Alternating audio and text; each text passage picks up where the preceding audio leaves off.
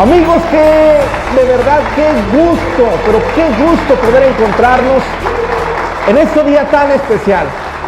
Oiga, hoy es un día de celebración, es un día de fiesta para todos, para toda la familia de Dios. Es un día de fiesta, es un día de gozo.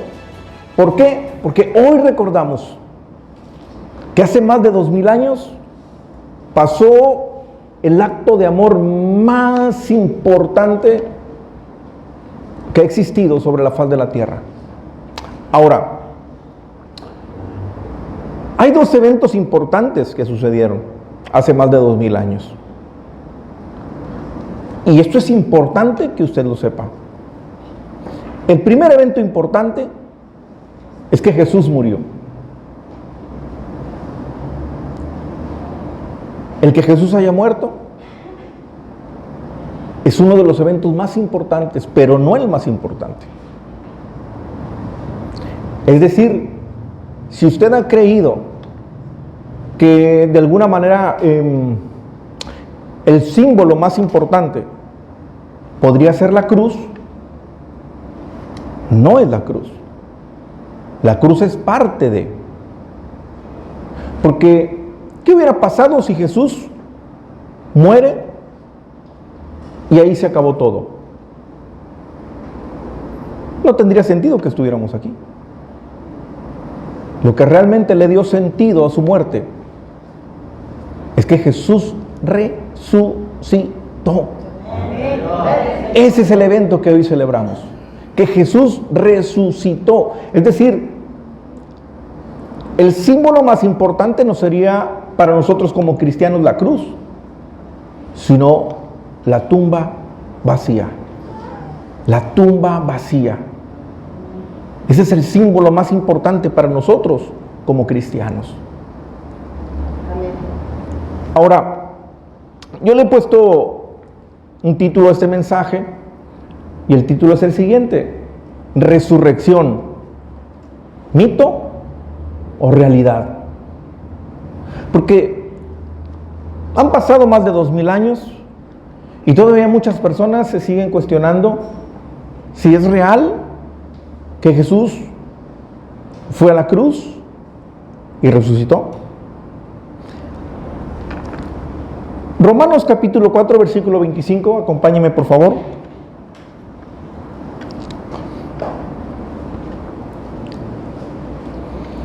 Aquí está hablando acerca del sacrificio de Jesús. Dice, el cual fue entregado por nuestras transgresiones, por nuestros pecados. Pero mire lo que dice, y resucitado para nuestra justificación. Quiero explicarle de una manera sencilla qué es lo que el apóstol Pablo le está escribiendo aquí a los romanos. Y es exactamente lo mismo que le estoy diciendo. El que Jesús haya muerto en la cruz es importante, sí, pero más importante aún, que Él haya resucitado. Dice que Él fue entregado por nuestras transgresiones, es decir, Cristo fue a la cruz porque con ese sacrificio Él pagaba por nuestro pecado. Es decir, Él fue y pagó. Ese fue el precio para Él. La muerte en la cruz, hasta la última gota de sangre. Después dice, y resucitado, es decir, es un acontecimiento diferente. Están juntos, pero dos significados diferentes. Él fue entregado, Él estuvo en una cruz, murió en una cruz por nuestros pecados, pero resucitó para nuestra justificación. Eso ya se lo prediqué hace algunos días. ¿Qué quiere decir esto? Bueno, Él murió por nuestros pecados, pero cuando resucitó, el que Él haya resucitado es la garantía de nuestra inocencia. Recuerde, si Él pagó, nosotros éramos pecadores, éramos deudores. La palabra justificación es que ya no hay deuda. Es decir, cuando éramos pecadores, pues estábamos condenados, éramos culpables. En el momento en el que Él paga por nuestros pecados, ya no somos culpables. Ahora somos ¿qué? Inocentes. Cuando Él resucita, Él estaba asegurando nuestra justificación. Usted y yo ya no tenemos deuda. Usted y yo ahora, a través del sacrificio que hizo, ya estamos reconciliados con el Padre. Amén. Es decir, Él fue y murió por nuestros pecados. Pero ¿qué hubiera pasado si no hubiera resucitado? Hubiera sido solamente un mártir. Pero Él resucitó. Es decir, es una manera en la que Él nos mostraba que Dios ya había aceptado nuestra inocencia. Murió por nuestros pecados, pero resucitó para nosotros ser justificados. Amén. Le damos un aplauso a Dios por eso. Déselo fuerte, fuerte, porque es para Dios.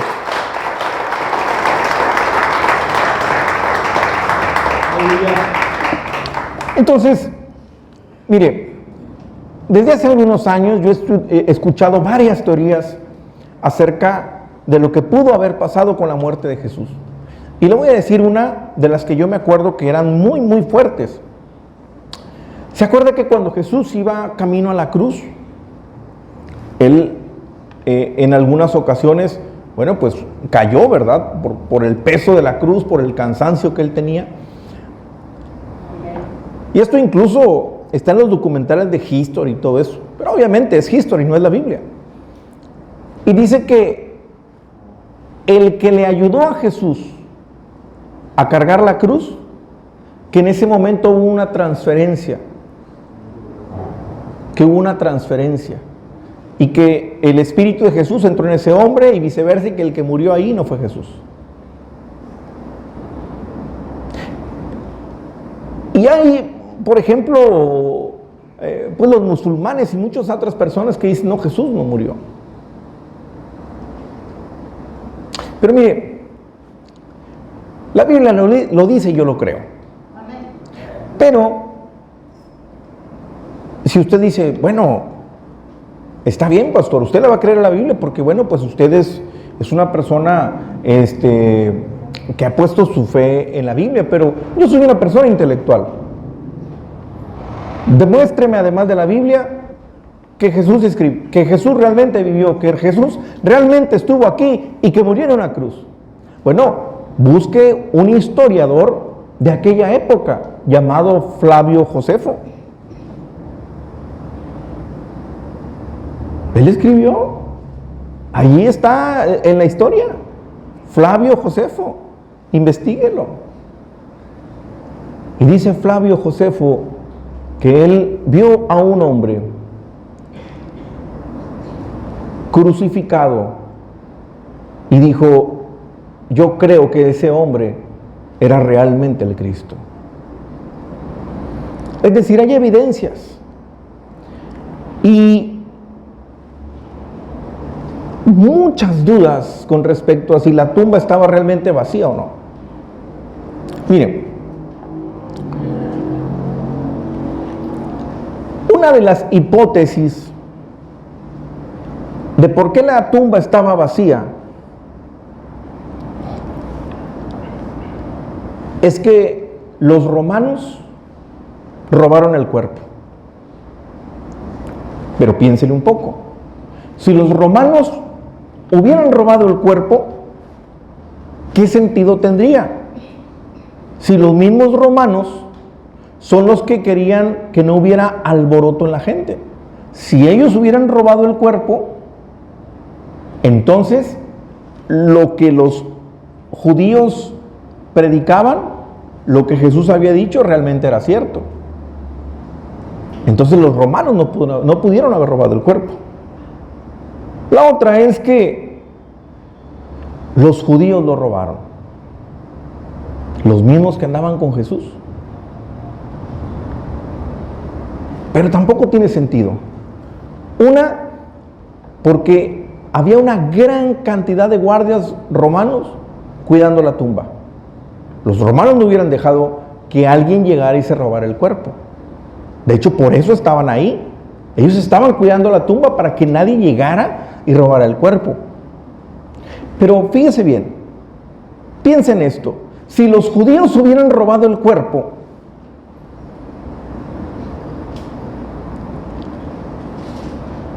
en algún momento, después de tanto martirio, lo hubieran entregado. ¿Sabe por qué? Porque, oiga, los mataban por el hecho de decir que Jesús había resucitado. En algún momento, ellos tuvieron que haber dicho, ya no nos maten, nosotros agarramos el cuerpo, ahí está. No tendría sentido. No, porque la tumba estaba custodiada y porque si ellos lo hubieran robado, en cualquier momento con la presión de los religiosos y de los mismos soldados, hubieran entregado el cuerpo. ¿Para qué se robaban el cuerpo y se lo quedaban si eso al final les iba a costar la muerte? Entonces, no hay manera, no hay de cómo el cuerpo de que alguien haya robado el cuerpo, no hay manera. Tal cual como Jesús lo dijo, Él resucitó. Ahora, muchas personas después de haber resucitado, muchas personas lo vieron. Nosotros como iglesia, como creyentes, como cristianos,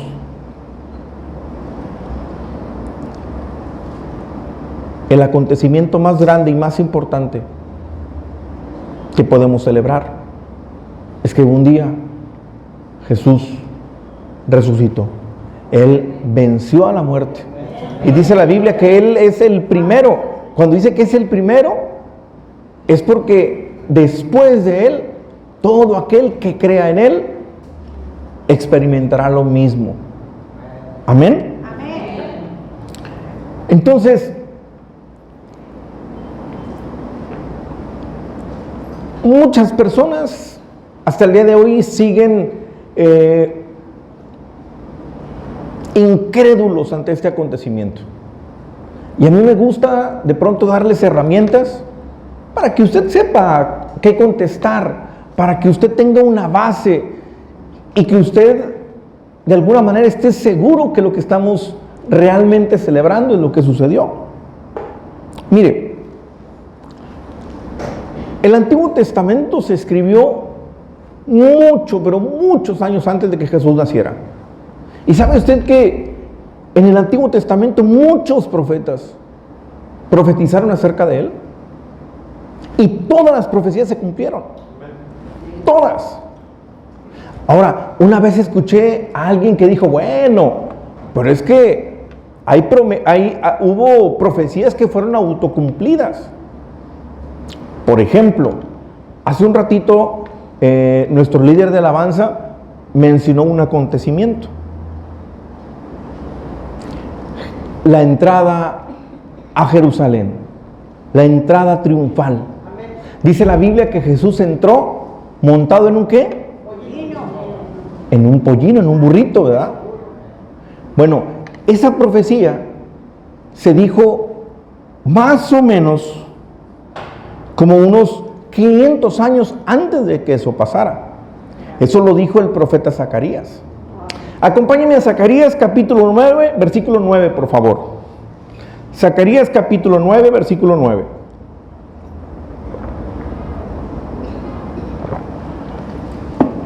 Alégrate mucho, hija de Sión. Da voces de júbilo, hija de Jerusalén. Miren lo que está profetizando 506 años más o menos, 520 años antes de que sucediera. He aquí tu rey vendrá a ti, justo y salvador, humilde y cabalgando sobre un asno, sobre un pollino, hijo de asna. Entonces, ahí está la profecía, 500 años antes. Ahora, algún escéptico podrá decir, y tiene razón, Algún escéptico todavía podrá decir, bueno, pastor, eso ya estaba profetizado. Cuando Jesús supo que Él entraría en un pollino, pues va y consigue uno. ¿Sí? Es decir, Él pudo haber forzado que se cumpliera esa profecía. El detalle es que esa no es la única profecía que hablaba de Jesús. No es la única.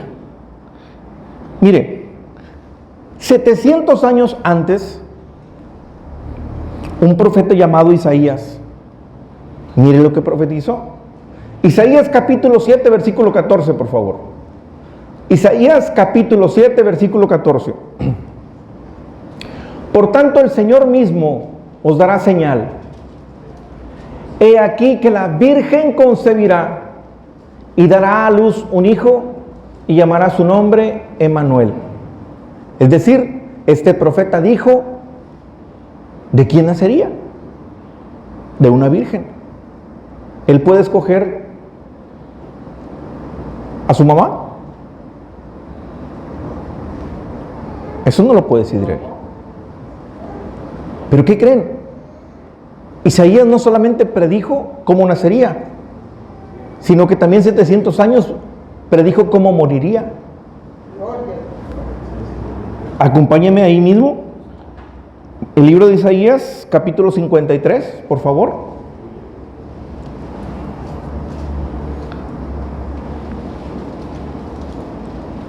¿Quién ha creído en nuestro anuncio y sobre quién se ha manifestado el brazo de Jehová? Siguiente. Subirá cual renuevo delante de él y como raíz de tierra seca.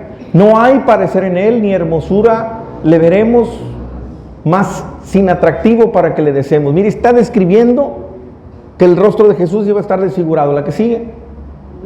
Despreciado y desechado entre los hombres, varón de dolores, experimentado en quebranto, y como que escondimos de él el rostro y fue menospreciado y no lo estimamos.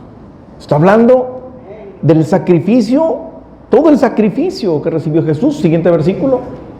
Ciertamente llevó él nuestras enfermedades, sufrió nuestros dolores y nosotros le tuvimos por azotado, por herido de Dios y abatido. La que sigue.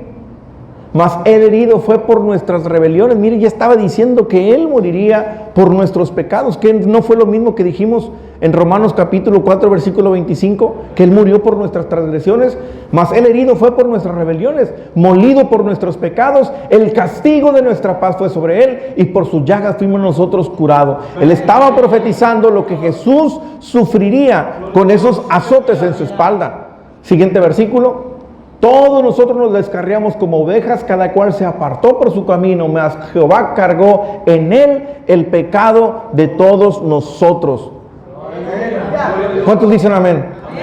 Damos un aplauso al Señor.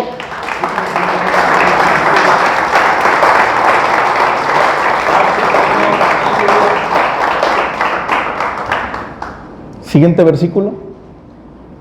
Angustiado él y afligido no abrió su boca. Cuando Pilato le dijo, ¿quién eres tú? A ver, dime que eres el rey. Él se callaba. Como cordero fue llevado al matadero y como oveja delante de él sus trasquiladores, enmudeció y no abrió su boca. Siguiente versículo.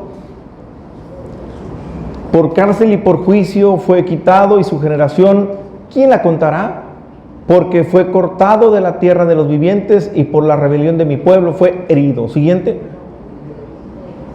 Y se dispuso con los impíos su sepultura, mas con los ricos fue en su muerte, aunque nunca hizo maldad ni hubo engaño en su boca. Siguiente.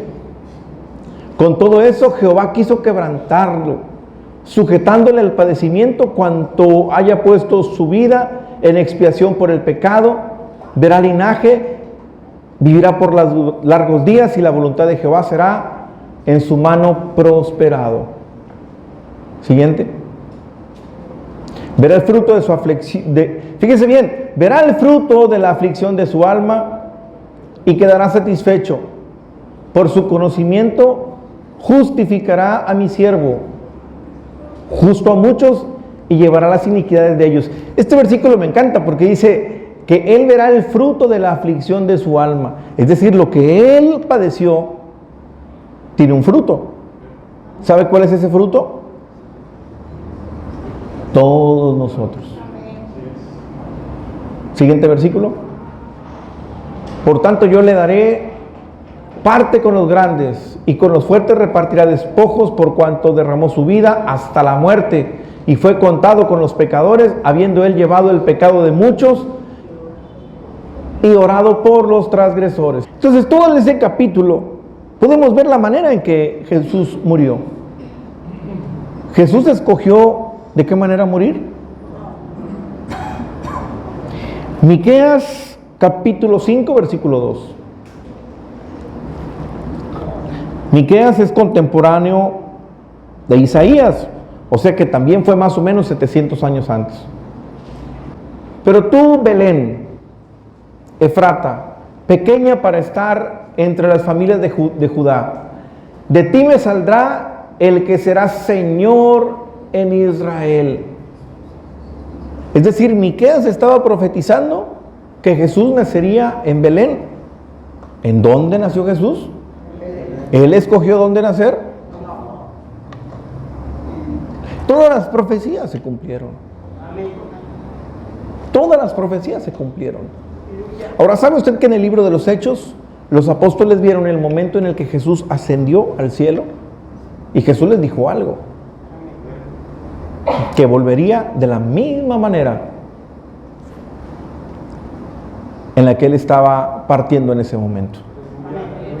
Y esa es la próxima profecía que usted y yo veremos cumplida. Porque Jesús va a venir por nosotros. ¿Lo creen? Dale fuerte el aplauso a nuestro Dios.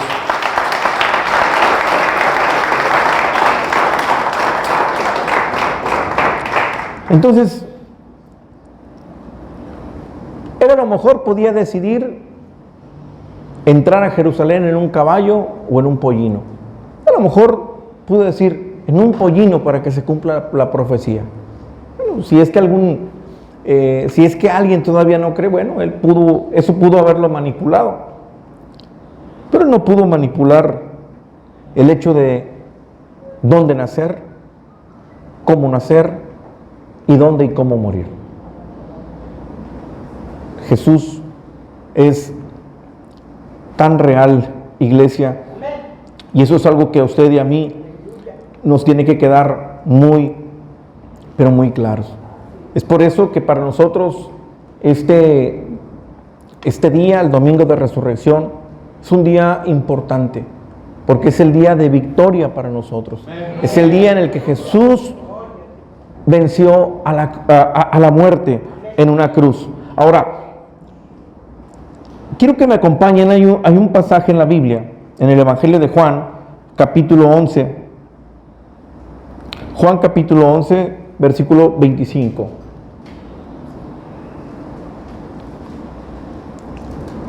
En este contexto, bueno, la historia, pues la mayoría lo conoce. Me atrevo a decir que fuera de sus discípulos, el mejor amigo de Jesús se llama Lázaro. Lázaro había muerto. Sus hermanas Marta y María lo reciben después de 3 días. Reciben a Jesús.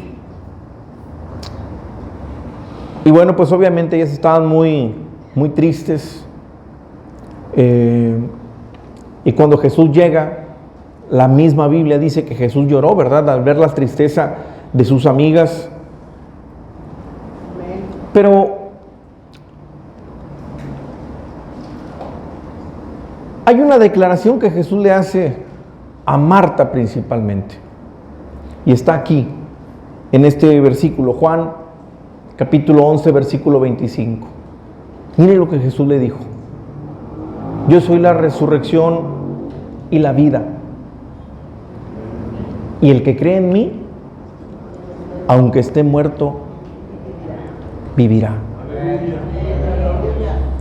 ¿Por qué? Porque él estaba diciendo a Marta que Lázaro resucitará, y ella le dijo, sí, yo sé que él resucitará en el día postrero.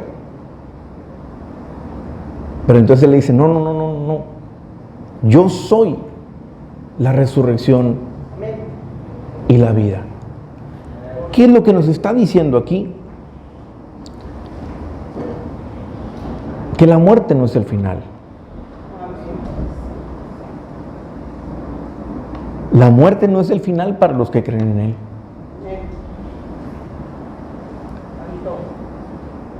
Él es la fuente de vida eterna. En Él está la resurrección. En Él está la vida. Juan 3:16 dijo, para que todo aquel que en Él cree no se pierda y tenga vida eterna. Versículo 26. Y todo aquel que vive y cree en mí no morirá eternamente. Y luego le pregunta, ¿crees esto? Es decir, en este versículo 26 ya no se está refiriendo tanto a la muerte física, sino aquí ya se está refiriendo a la muerte espiritual. Es decir, todo aquel que vive y cree en mí, yo les quiero preguntar algo. ¿Cuántos de los que estamos aquí creemos en el sacrificio de Jesús? ¿Cuántos? ¿Cuántos estamos bien seguros que Jesús fue y murió en una cruz por nosotros?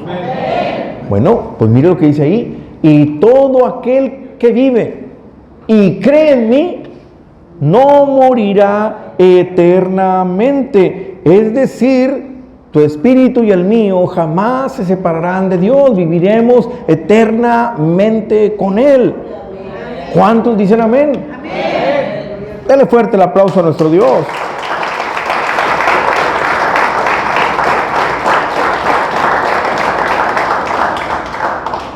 Y bueno, finalmente vimos después que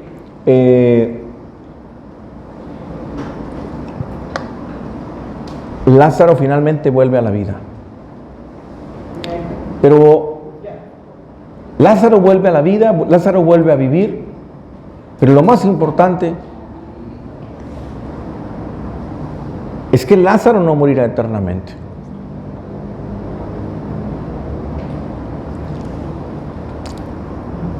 Cuando usted y yo le entregamos nuestra vida a Cristo, usted y yo tenemos que entender algo.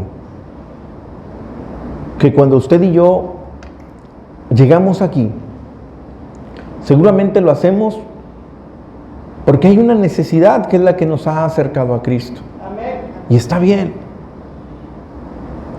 Está bien porque Él es la fuente de toda bendición. Amén. Porque su misma palabra dice, vengan a mí todos los que estén cansados y trabajados, que yo les daré descanso. Esa es una gran verdad. Juan capítulo 10, versículo 10 dice, yo he venido para darles vida y vida en abundancia. Pero el motivo más importante que a usted y a mí nos tiene aquí es nuestra salvación. El motivo más importante aquí. Porque mire, hay decisiones que usted tomará en su vida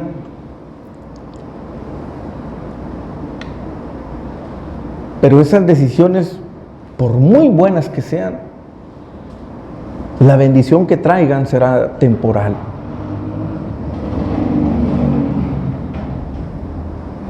Será temporal. Estaba el otro día, a mí me gusta mucho el tema de la historia y documentarme y demás. Y estaba viendo el tema de los faraones en Egipto. Y me llama la atención que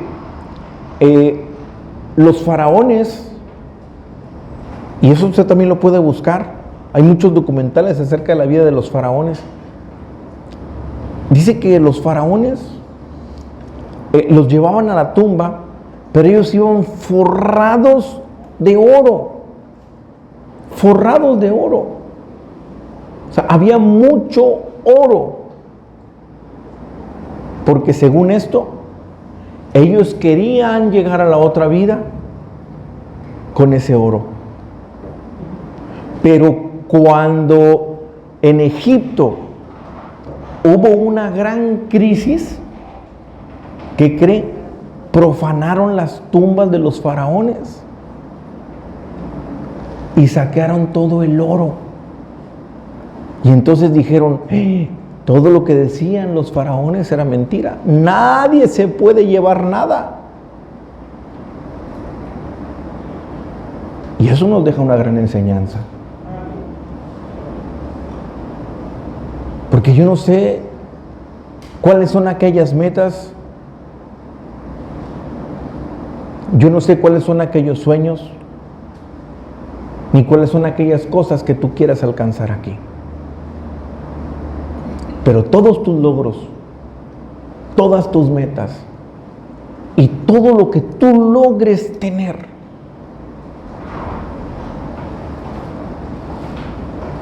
nada absolutamente de eso será eterno. Todo es temporal.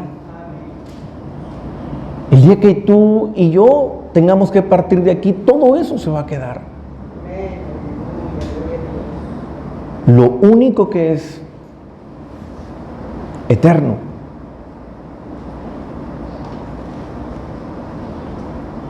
es nuestra intimidad con Dios. Y hay dos destinos para ti y para mí. Y tú los conoces. No necesitas ser cristiano para saber cuáles son esos dos destinos que tiene el ser humano. Y el ser humano elige cuál es ese destino que quiere tener en la eternidad.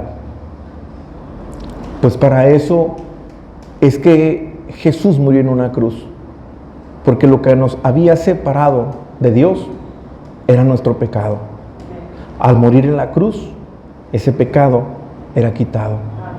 La deuda que teníamos para con Dios, Él vino a finiquitarla. Al ya no tener deuda, eso nos reconcilia nuevamente con Dios. Y la palabra de Dios nos asegura, de hecho, ahorita lo acabamos de leer, si usted y yo mantenemos nuestra fe creyendo en ese sacrificio,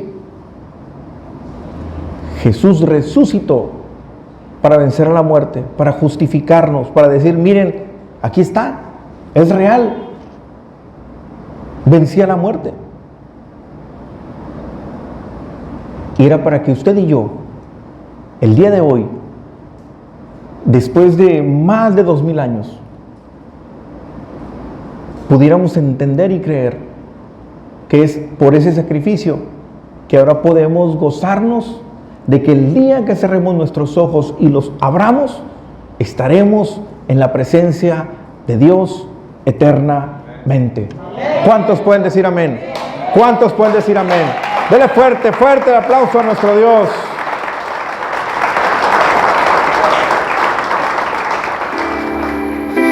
Pensándolo más bien, también yo estaba allí.